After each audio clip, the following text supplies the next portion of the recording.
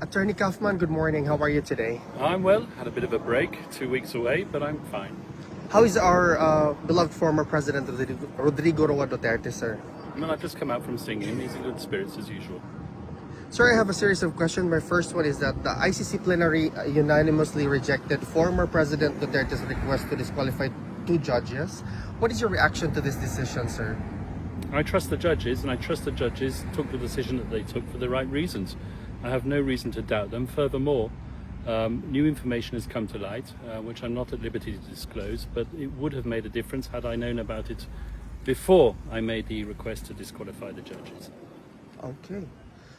Sir, what does this outcome suggest about the ICC's impartiality and the integrity of its judicial process, especially in politically sensitive cases like this? I'm not going to impugn the impartiality or the partiality of the International Criminal Court.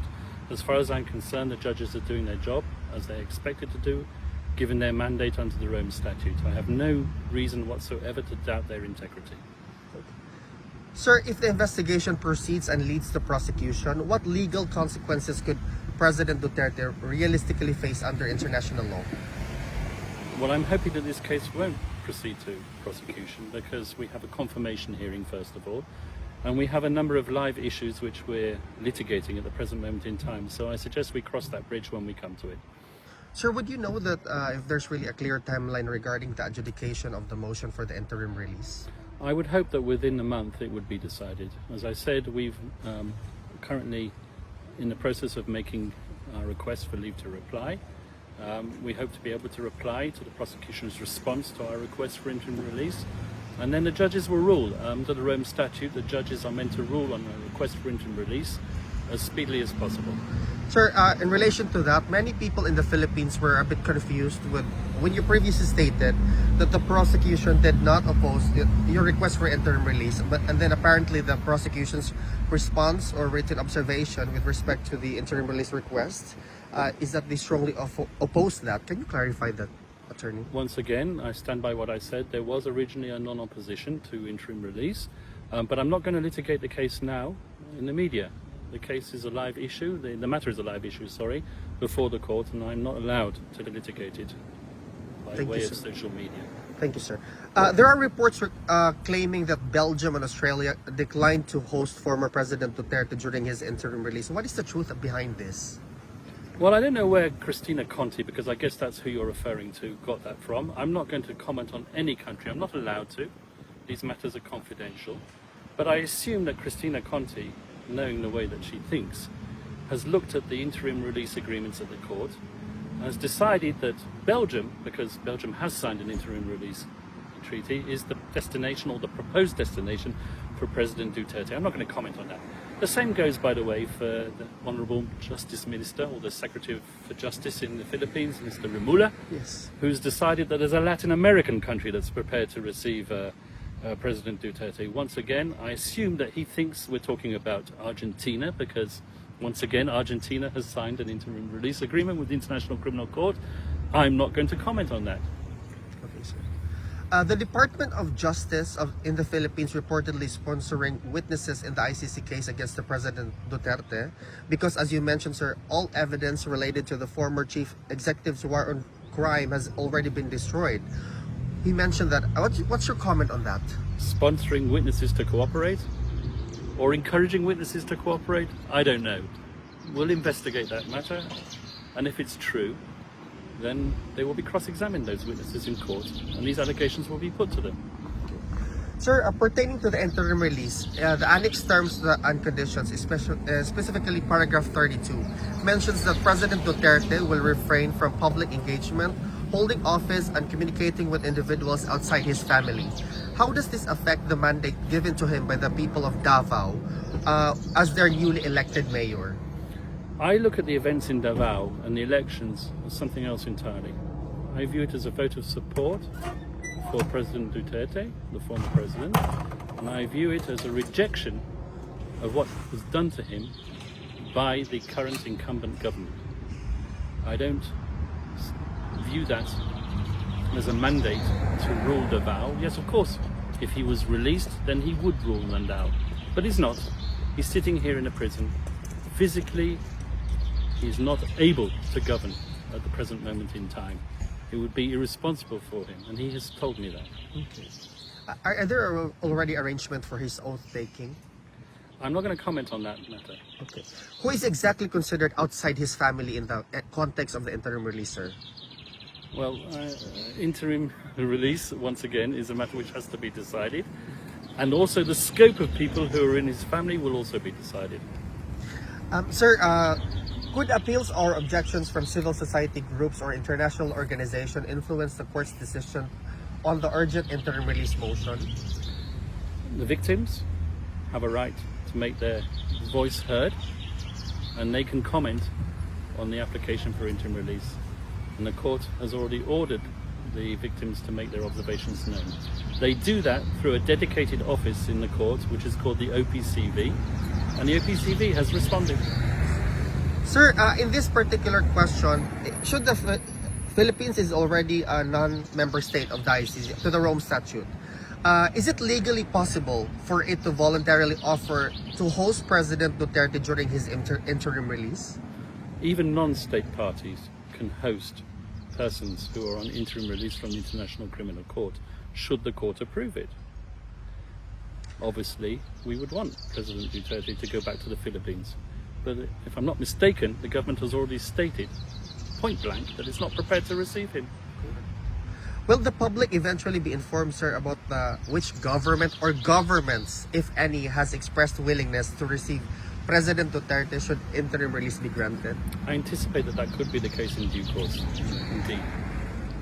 Sir, this question is highly political.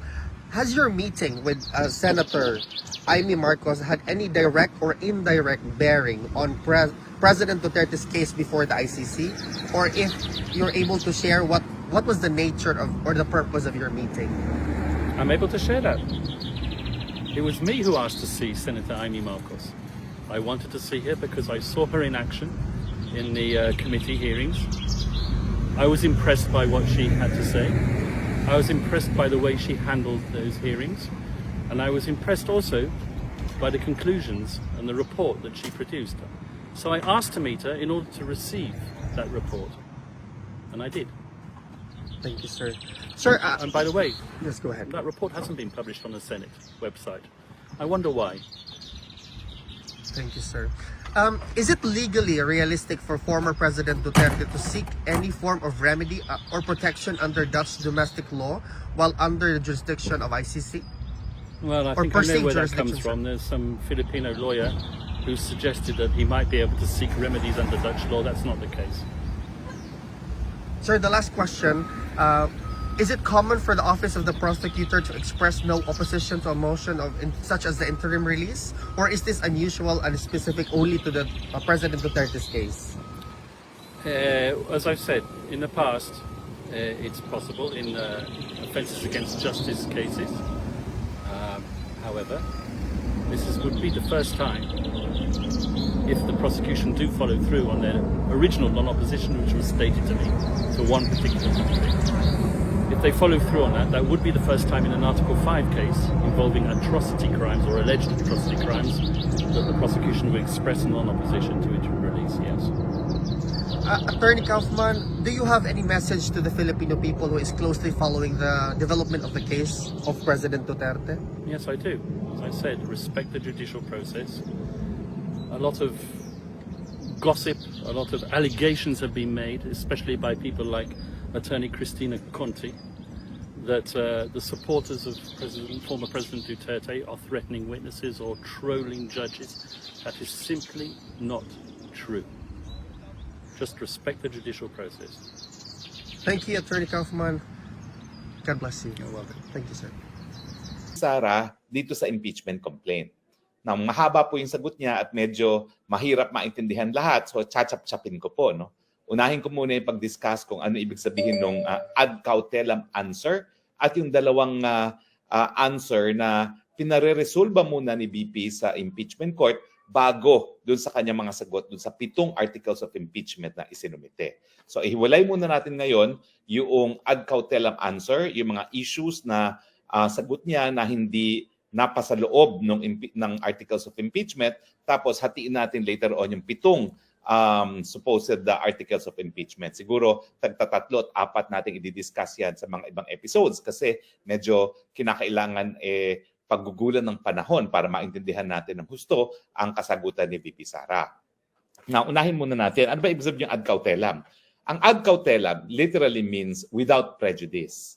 Kasi may nakabinbin ngayon si VP Sara ng mga petition Korte Suprema na nagsasabi na dapat hindi nga matuloy ang pagdinig ng impeachment court. Ano yung mga impeachment na yan? Unang-una, yung nagsasabi na ang impeachment na hinain sa Senado ng mga kongresista ay pinagbabawal dahil ito ay lumalabag dun sa one impeachment rule per year. Now, inulit siyempre ng mga abogado ni VP Sara yung dahilan kung bakit sa tingin nila yung pang-apat na impeachment complaint na naging basihan ng pagsampa ng articles of impeachment laban sa kanya ay pinagbabawal ng saligang batas. Unahin muna natin ano sinasabi ng saligang batas. No? Ang sabi ng saligang batas, hindi po pwedeng maghain ng mahigit isang impeachment complaint laban sa isang impeachable officer sa loob ng isang taon. Bakit? Kasi kapag napakadaming impeachment complaint ang papayagan laban sa mga impeachable officers na pinakamatataas na tao sa gobyerno, wala nang magagawang trabaho yung ating mga impeachable officers. Kung hindi, sagot na lang sila ng sagot ng impeachment complaint. Yan po ang dahilan kung bakit nililimita sa isang impeachment complaint sa isang taon ang hinahain laban sa mga impeachable officers. No? Ngayon, doon po sa kaso ng Francisco, kung saan ako'y tumayo sa isang abogado laban sa impeachment ni Hilarion Davide bilang isang Chief Justice at 7 pang mga Associate Justices ng Supreme Court, ang naging issue po doon kung impeachable ba yung paggamit ng Judicial Development Fund para sa mga proyekto na nakalaan para sa Korte Suprema. Isa sa inintriga laban sa Korte Suprema ay yung paggamit ng Judicial Development Fund, yung wala daw sapat na accounting at paggamit sa mga magarbong proyekto gaya ng pagpapaganda ng mga bahay nila sa Baguio, no? Dahil merong Supreme Court compound ang Supreme Court sa Baguio at ginamit daw yung JDF para doon sa improvement ng mga bahay na yan. No? Now, ang naging facts po doon, wag natin pag-usapan mismo yung mga dates na particular, no? Pero unang-una, nagkaroon po ng impeachment complaint, no, na hinain. Na-i-refer po yan immediately to the Speaker and then within 10 days, siya po ay na-refer na include sa order of business ng Kamara de Representante and after being included in the order of business, within 3 days, na-refer sa Committee on Justice. Nagbutuhan po ang Committee on Justice, sufficiency of form, positive, sufficiency in substance, negative. So na-dismiss po, no, ng Committee on Justice. Now, matapos po ng 4 na buwan ng pag-dismiss dyan sa Committee on Justice, naghain ng isang articles of impeachment sa napapunta sana sa Senado ang mga kongresista, this time pirmado ng sapat na numero ng ating mga kongresista. No? At ang sabi nga namin, hindi dapat na tanggapin yung panibagong impeachment complaint dahil ito'y labag. No? Ito ay second impeachment complaint sa loob ng isang taon.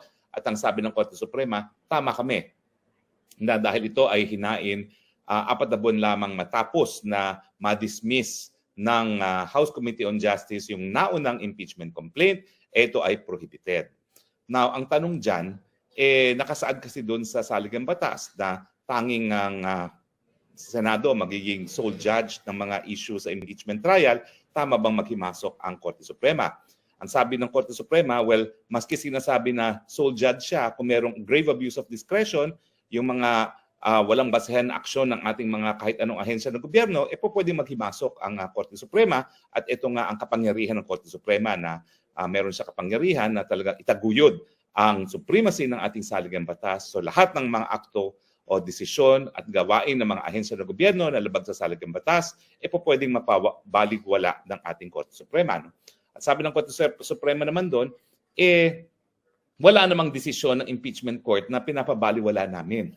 Ang pinabaliwala namin ay yung akto ng Kamara de Representante na pagsasampa ng pangalawang impeachment complaint sa loob ng isang taon at wala pa pong naging desisyon ng impeachment court dyan. Bagamat yung mga amicus curiae, mga friends of the court, gaya ni Joey Salonga at ni Raul Pangalangan, ay nagsasabi na dapat ang Senado magdesisyon dyan. Pero, ang sabi naman ng Korte, no, dahil nga meron kaming citizens' rights, sa kauna-unahang pagkakataon, kinilala ng Korte Suprema sa kaso ng Francisco, kung saan isa tayo sa mga nagdemanda, ang karapatan ng kahit sinong mamamayan na pumunta at dumulog sa hukuman para mapabaliwala ang mga akto ng gobyerno na lumalabag sa ating saligang batas.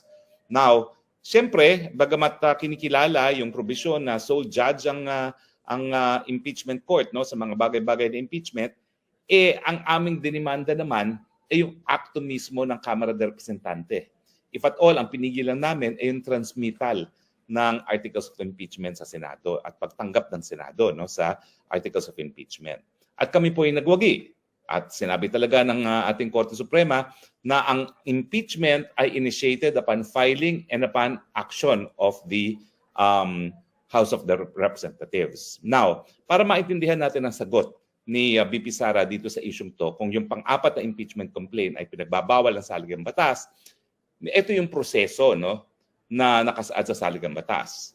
O pwedeng mag-file ng impeachment na verified ng isa lamang na miyembro ng Kamara de Representante. Pag merong isang endorsement ng isang miyembro ng Kamara, ito po ay tatanggapin ng Secretary General ng Kamara de Representante at i-refer immediately kay Speaker. Ang Speaker in turn, merong 10 araw para ma-include sa order of business. Ang order of business, yung agenda ng Kamara de Representante. At matapos siya ma-print sa order of business, ma-refer sa appropriate committee within 3 days. Now, dahil nakasaad sa saligang batas ng impeachment complaint ay dapat dumaan sa House Committee on Justice, dapat i-refer yan within 3 days. Now, walang issue na merong 3 impeachment complaint na isampa.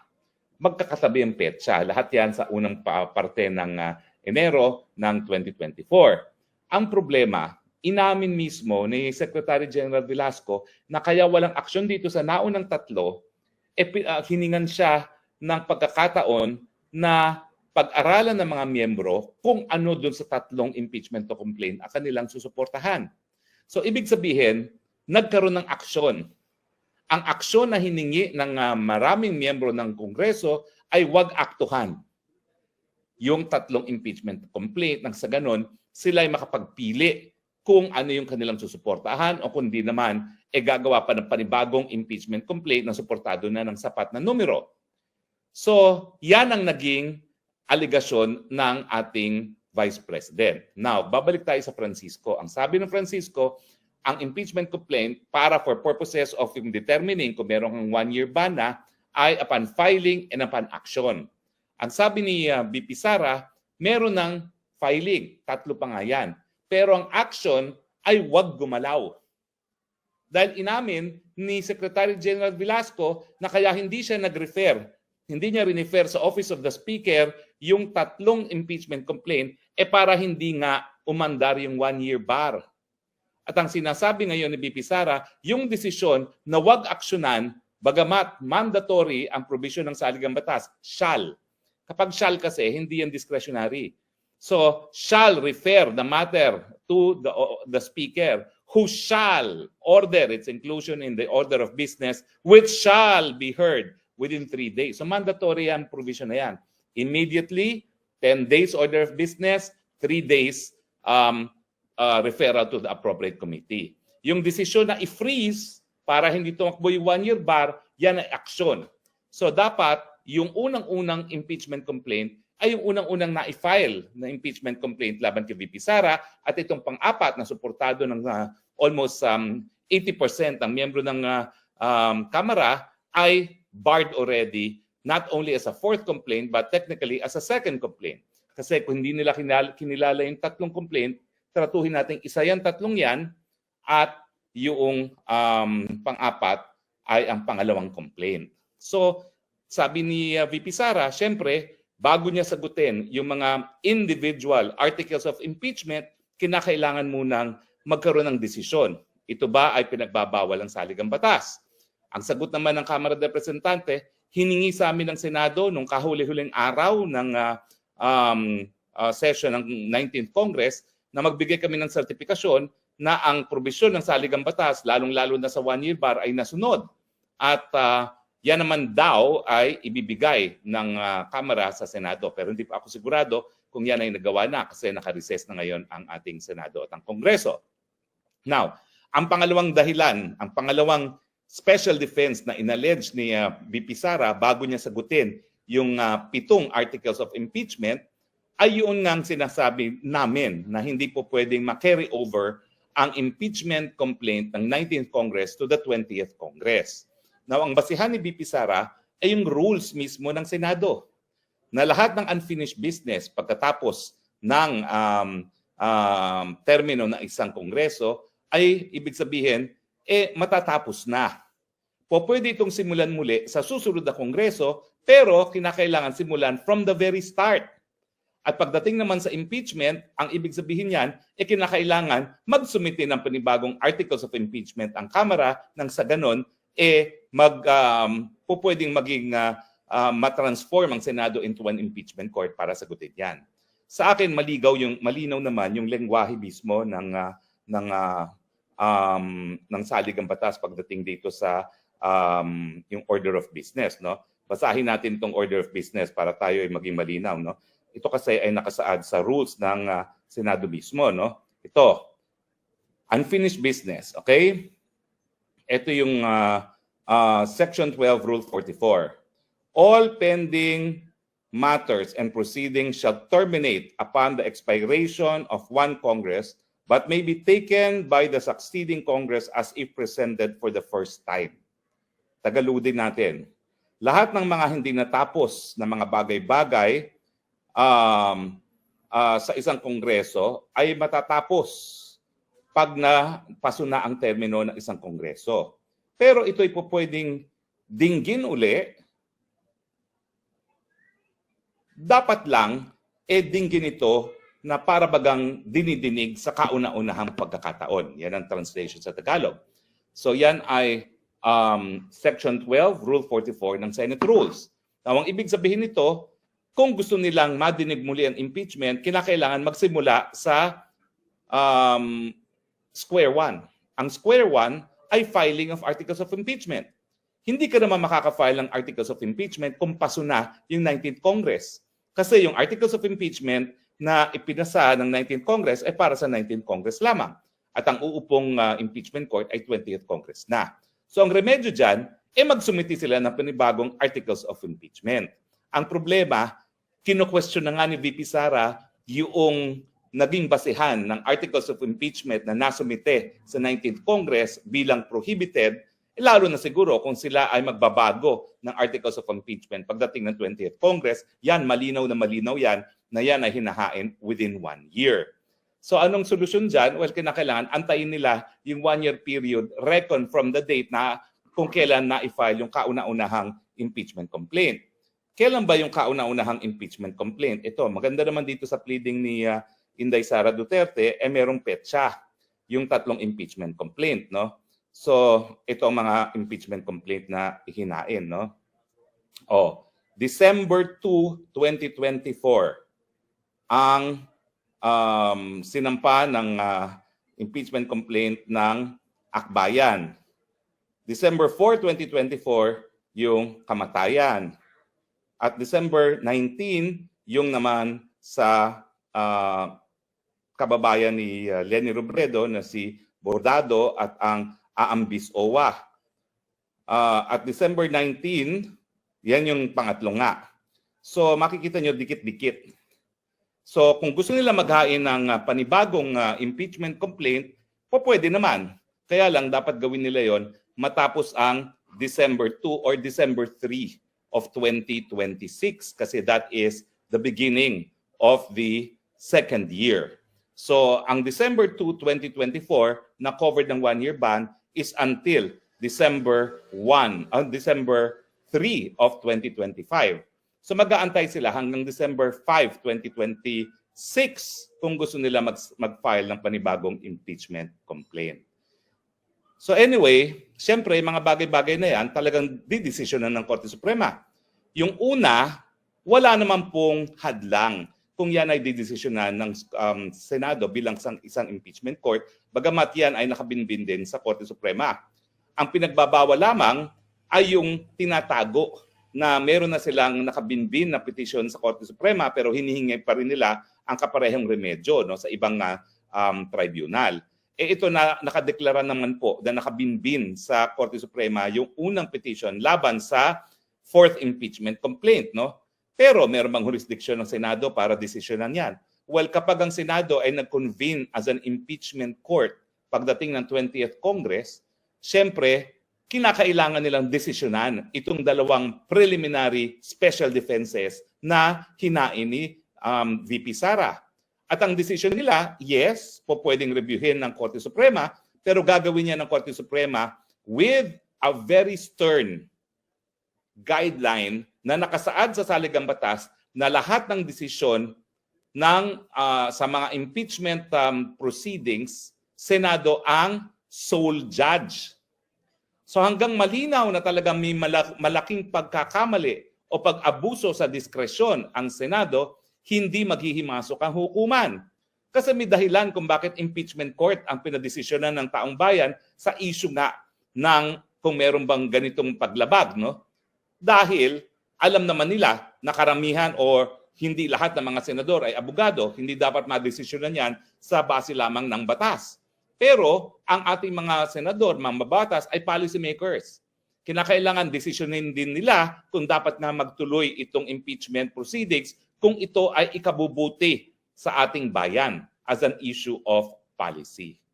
So kung ang impeachment trial ay makakabuti o hindi sa bayan, yan po ay dedesisyonan din ng Senado. Now, pwedeng mabaliktad yan upon grave abuse of discretion pero magiging kwidaw ang Korte Suprema. Dahil dito, unlike in Francisco, ang nagdesisyon na ay ang impeachment court mismo. Remember, yung sa Francisco, walang desisyon ng impeachment court. Ang sinasabi lang ni Jovi Salonga, hayaan mong Senado magdesisyon as an impeachment court. Pero na naghimasok ang Korte Suprema, wala pa pong desisyon ang impeachment court. I hope that is very clear.